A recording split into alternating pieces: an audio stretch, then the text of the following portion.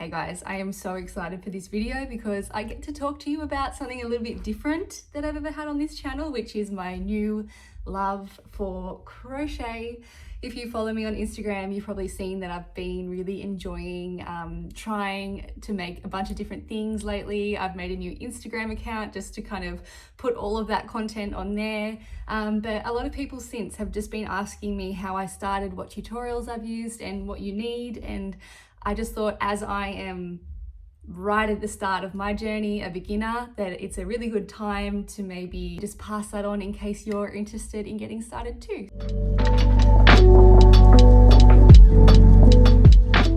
Let's just start with the basics of what you'll need. Your very basics are some hooks. I've just got this pack of hooks. They range from 2mm to 8mm. The size hook you use might be different in each project. It will depend on the size of your yarn. It will depend on the way you want your project to look. So having a variety of hooks can be really helpful. You'll also need some needles, and this is to sew in the ends or sew pieces of your project together. A little bit different to sewing. It's a bit of a larger eye in the needle. Not essential at first, but some stitch markers. I've started to use them more now. You could also, I was like, oh, I need stitch markers, but now I've realized I could have just used safety pins or hairpins. I saw someone in a tutorial using earrings. Something to mark your stitch, like a safety pin, can be really handy as you start to move on to different projects. And apart from that, a couple balls of yarn, wool. As you go, I think you'll start to figure out what yarn and what wool you want to use for your different projects. They're all a little different depending on whether it's cotton, acrylic, whether it's wool. Let's just begin by saying, for the first few weeks, I taught myself completely on YouTube. I didn't have anyone to show me in real life. I wanted to peel my face off. Kind of frustrating, and took me so long to kind of learn how to hold my hook, how to use my yarn, how to hold my project. But if you push through, what I've learned so far anyway, is that once you've kind of just gotten the hang of those basic stitches, the rest of it is just putting them into different patterns. It gets easier and it starts to make sense. But yes, for the first little while, I was just like, my mind was short-circuiting. So it was really rewarding to, now be able to understand a little bit more what's going on. Let's just start with learning the very basics, and I'm going to link the tutorials that I've used below as well. The first thing I ever made was a granny square, because I wanted to make a blanket, which I made for my second son. So this is your basic granny square. I'm going to link the tutorial below.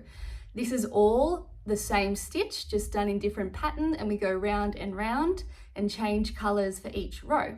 That will be explained in the tutorial below. So check that out. This is where I started.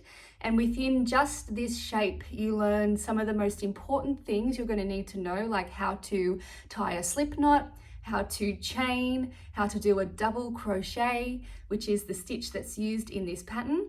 And how to change colors and weave in your ends. So if you can learn this, you've already learned so much, which is going to be helpful for you. From there, all I did to make this blanket was make a whole bunch of those squares and then sewed them together, which I will link a tutorial on how to do that. There are many different ways which you can join your project. And then I did a border all the way around. And so I'll try and find how I did that border as well for you.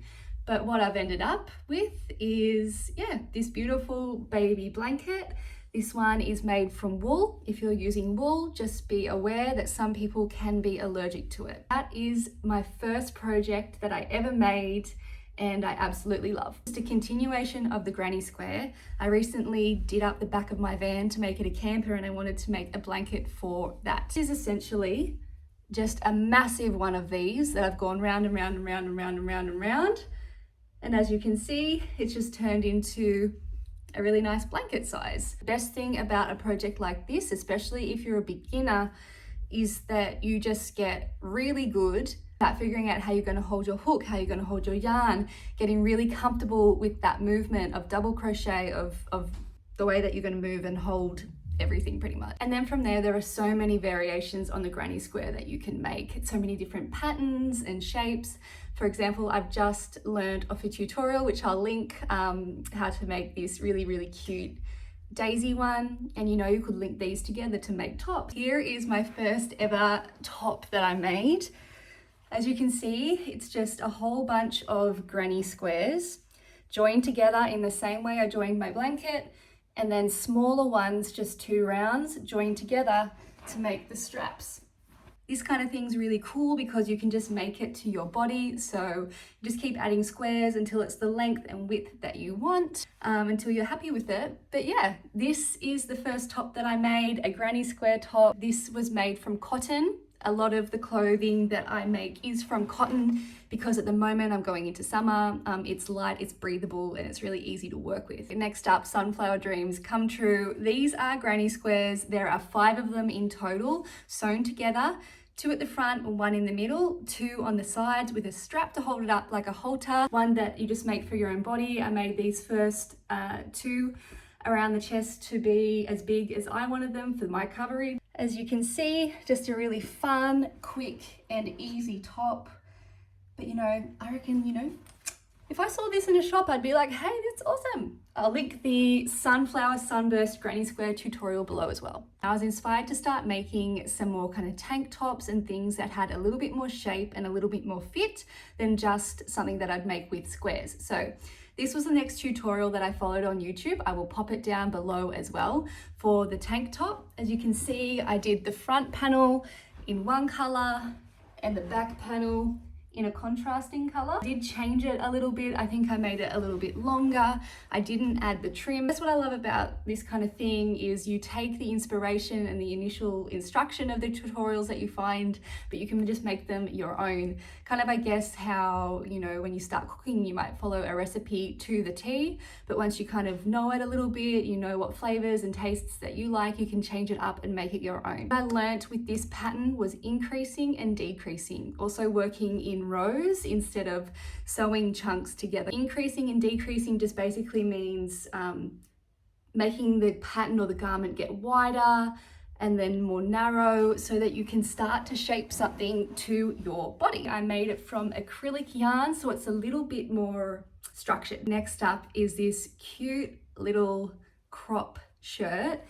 This is a tutorial I followed by I think her name is Belina. I'll link it below. It was actually meant to be short, like a bolero with long sleeves, but as we're going into summer and I just honestly couldn't be bothered to keep going longer with the sleeves, I stopped here, just added a few different rows of detailing, and I did the same for the bottom. I ended up taking it lower so it would be more of a crop, because I felt like I would wear it more. I really want to wear these pieces. I want them to be like my regular summer wardrobe. This one's really cool. It's a checkered pattern. Again, with this one, it is just a variation of the same stitch that we use for that initial granny square. We just use it in different patterns. So instead of doing 3 in a row, we do 5 in a row, take a gap, blah, blah, blah. Once you've mastered the basics, you can start to have a lot more fun with it. And again, kind of just making these patterns in a way that you'll wear them a lot, in the way that you think looks great on your body. I feel like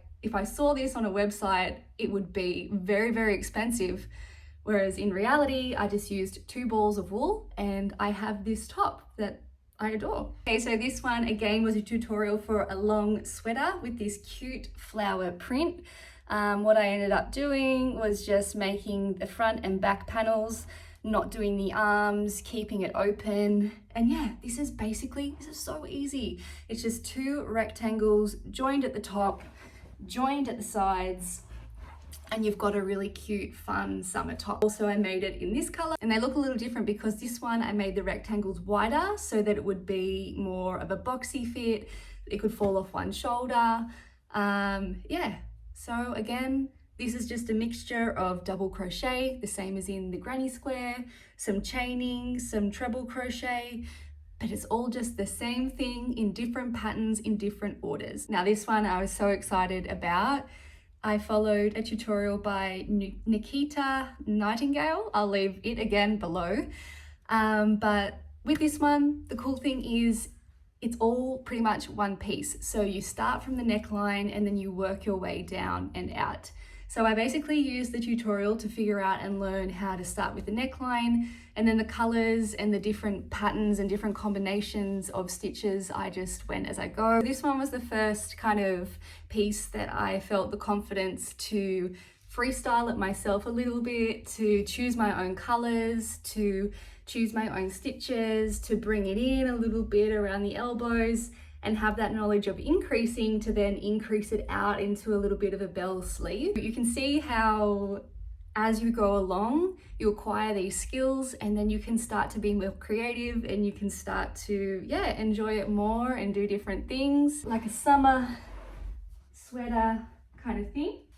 Adore this one. Now I saw a top like this on Pinterest. I'll put my inspo here. And this is the first time that I've ever just seen something, looked at it and kind of figured out how I would maybe try and make it myself. And I'm really proud of it because I didn't follow any tutorials or patterns. I was just able to kind of nut it out myself, which is really exciting because I just feel like the creativity and where you can go from there is really endless. For this one, I used cotton and a mixture of all different stitches. This is called a lemon peel stitch, which I wanted to try, where you alternate between a double crochet and a half double crochet and you keep repeating that along the row. It's super cute and I love it, and I'm really kind of proud of this one. Just love that lace up at the back, because often with our crochet it can be difficult to make it fitting because you need to be able to get it over the top of your head, so it tends to be a little more loose around the waist. So that lace up at the back is really cool and really handy. My whip at the moment, my work in progress, is a term that I've kind of learnt from the online crochet community, is this what will be like a tank cropped singlet. I love these colors, how it's working out. So I'm not following anything again for this, but what I'm doing is I've just used the same technique for the neckline as I did with my jumper, working neck down. And then from there, I'm working decreases to make the front panel until it was at a point that I wanted to join it around to the back. So at the back, it's just a thinner panel, like a racer back. And now that those two pieces have been joined, I can start to make the rest of the body and just work around and round and round and round till it's the length that I want. Super exciting. One of my favorite things about all of this is just the lack of screen time. You know, like I used to sit and watch telly, or I used to sit and scroll my phone or watch YouTube or whatever else. But I feel like now my time is spent doing something that I really enjoy, something that's creative. I'm using my hands, I'm using my brain, and I'm at the end of it getting cute, cool pieces that are made by my own hands to my own body in colors that I love. And that's really exciting to me. That feels really good. So that's a little bit about my crochet journey. I just think it's so nice as an adult to have something in our lives that isn't there for us to be the best at it, to make money from it, to be competitive at. It's just something that we do because we enjoy it. So if it's not crochet for you, I hope that it can be some other form of craft or creativity, using that part of your brain that we got to use when we were children, but we lose that so much as we get older. So I'm so grateful for your time and thank you for sticking around. I hope that it's been informative. I hope that it's maybe helped you on where you want to start or where you want to go with your crochet. But there might be more of these kind of videos on my channel, just showing you what I've made as I go. But if not, thank you for being here and I will see you again very soon. Take care of yourself.